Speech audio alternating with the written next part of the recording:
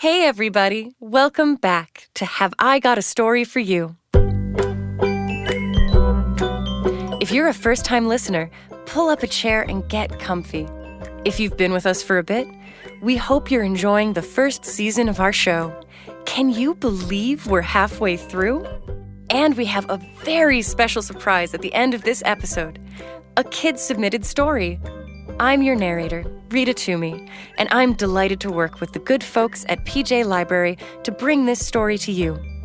PJ Library sends the gift of free Jewish books and music to families all over the world. Learn more and sign up at pjlibrary.org. Now, let's get ready to visit Harry and Betty. Maybe we'll meet some of their neighbors too. Harry and Betty live in a tiny ranch house on a tiny cul-de-sac in a teeny tiny town. They have very little money, but a whole lot of love. All you need is love. And a strong cup of coffee every morning. That's the truth, my love. Good morning, my beautiful, handsome Harry. And good morning to you, my beautiful Betty. If you can't tell, Harry and Betty start every day with a lot of laughter. And sometimes we have omelets, too. And every night, as they got into bed, they would reach to each other for a bedtime smooch. Good night, my beautiful Betty. Good night, my handsome Harry. Good night, everybody. See you tomorrow. The neighborhood where Harry and Betty lived was so tiny that if someone coughed one morning, the person next door could hear it, and the doctor would show up that afternoon. Herschel, are you sneezing again? No, Aggie, it's just allergies. Bring some ginger tea over to Herschel, would you? Everyone knew everyone else's business. This was usually okay. Everyone trusted everyone else, after all. But Harry and Betty were very poor. So poor, in fact, that they couldn't even afford the flour and eggs needed to make challah for Shabbat. We're so poor, we got married for the rice. Well, at least we're rich in laughter. If only jokes would pay the light bill. But seriously, we'll be all right. And our neighbors will all have enough on their minds. Each of them has their own problems and families to think about. We don't want anyone to worry about us. You know, we'd be happy to pitch in for you to have some challah for Shabbat. Oh, nonsense. You've got this whole crew to think about and feed. Don't you even. We'll be just fine. Yeah, we've already said too much.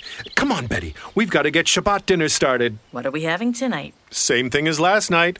Beans. Oh, and there's Harry and Betty's neighbor, Lizzie. Hi, Lizzie. How are you? Doing well. Just checking in on Harry and Betty. How are you two? Need anything? We're well, Lizzie. Let's have coffee and catch up tomorrow morning. Sounds great. I'll see you then. As Lizzie walked away, Harry and Betty went back inside their own home. Once the door was shut, Betty turned to Harry. Oh, Harry, Lizzie has so much on her plate already. I don't want her to worry about us, too. And she does worry about us. I may have let slip that we haven't been able to afford a challah for our table. Oh, Harry, you didn't. Really? Harry, Betty, we'd be more than happy hush to... you. I've got an idea, Betty. It's a little bit off the wall, but if it works, then Lizzie won't be checking up on us all the time. I'm listening. Harry disappeared into the backyard for a second and came back with a small pile of sticks. Here's what I'm thinking. Just hear me out. We'll pop these sticks in the oven so it will look like something's cooking. And even though we don't have enough flour to make challah, we can sprinkle some in the oven to get a nice bread smell going. And we can light that bakery-scented candle your mom gave us for Hanukkah. I'll put it in the window with a fan. And everyone in the neighborhood will think we're baking. And they'll stop checking up on us. Harry, Betty, I am appealing to your reason. We have caterers. I'm more than happy to... And so for the next few weeks, every Friday, Harry would pile some twigs in the oven, Betty would light the candle, and they would pretend that they were baking bread. And the strange thing was, the smell coming from their kitchen was really wonderful. Lizzie and Betty still took a walk together on Saturday mornings, but Lizzie didn't worry so much about Betty and Harry anymore.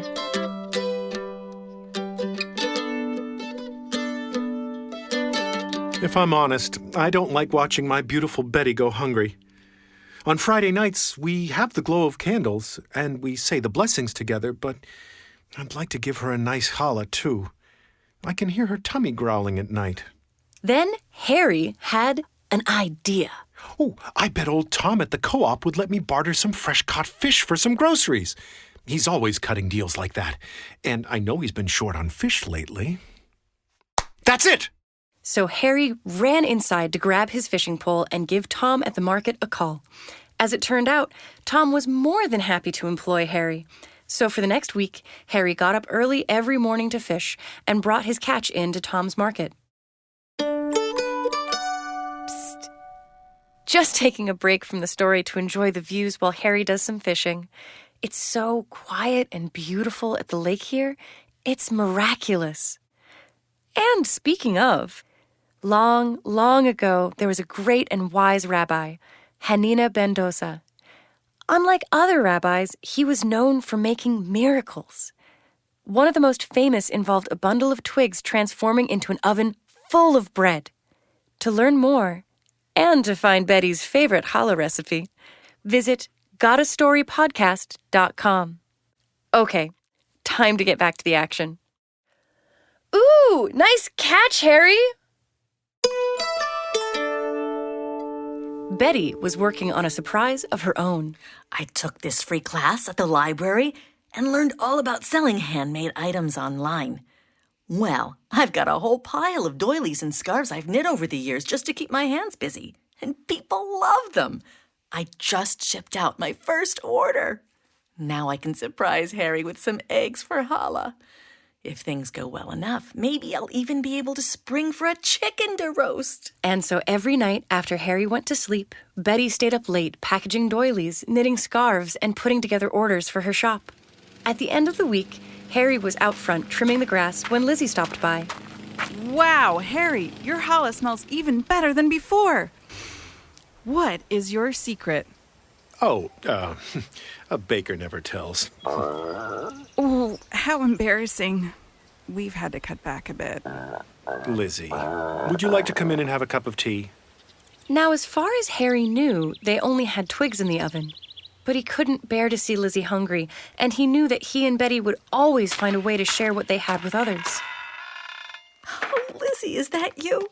Come on in and sit for a minute. You look exhausted. Are the kids keeping you up? So Harry and Betty invited Lizzie inside. The house smelled amazing. Harry's stomach rumbled. As he walked into the kitchen to put the kettle on for Lizzie's tea, he took a look at the oven. And he couldn't believe what he saw. Inside, there were 2 beautiful, perfect, golden loaves of challah. More than enough to share with Lizzie and her family, and they were ready to come out and cool. Lizzie, why don't you call Morgan to bring the kids over?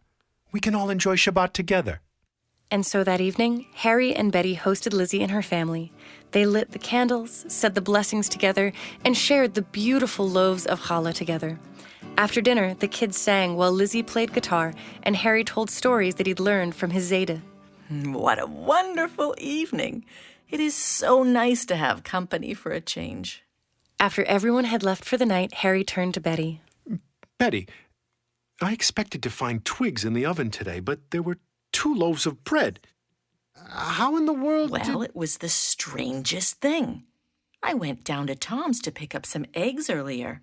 I figured that even if we couldn't make challah, at least we could maybe boil some eggs and have a nice little Shabbat picnic. When I got home, I was looking for something in the cupboard and was surprised to find a big bag of flour and some yeast. I thought I was dreaming at first, but the flour was there, and it was good. So I made some bread. Oh, my wonderful Betty. But where in the world did that flour come from? Well, where did you come up with the money for eggs? So Betty told Harry about her new business, and Harry, in turn, explained that he'd been fishing for Tom, the market owner, every morning, and had bartered for a sack of flour. Betty and Harry laughed and laughed. As the weeks went on, they were able to save more money and share with more of their neighbors.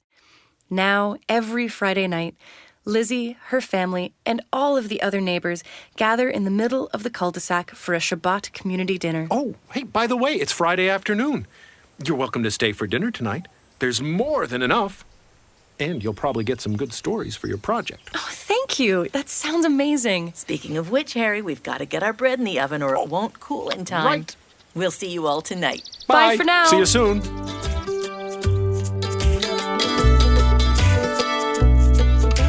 We shared an incredible meal with Harry, Betty, and their neighbors that night. And if you're wondering, Harry kept fishing. Eventually, he opened up his own stand and then a food cart. It sold the best fish and chips in town. Betty's crocheted doilies became so popular that she was able to hire her neighbor Lizzie to help run her shop. Together, Betty, Lizzie, and Harry also started a neighborhood food pantry so that no one would ever have to worry about having enough for dinner, on Shabbat, or any night of the week.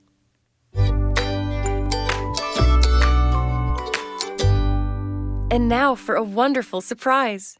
A kid-submitted story. Our listener, Henry, called in with a story about a surprising win at the arcade. Here's Henry.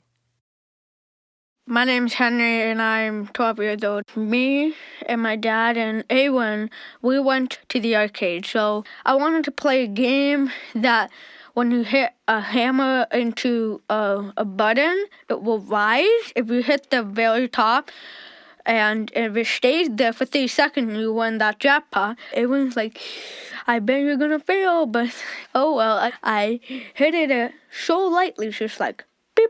I wasn't looking, I was just so scared. Then everyone in the house like, oh my God. I'm like, what? Then I looked at the button and I said I hit a 10,000 ticket jackpot. Yeah, I got sloth, I got ball, I got like a lot of airplanes because I love engine, and I also got a rattlesnake that actually moves, like it looks like a real snake, so I was planning to prank on Mom. Don't forget, you can also send us a story. Visit gotastorypodcast.com and check out the contact section to find out how.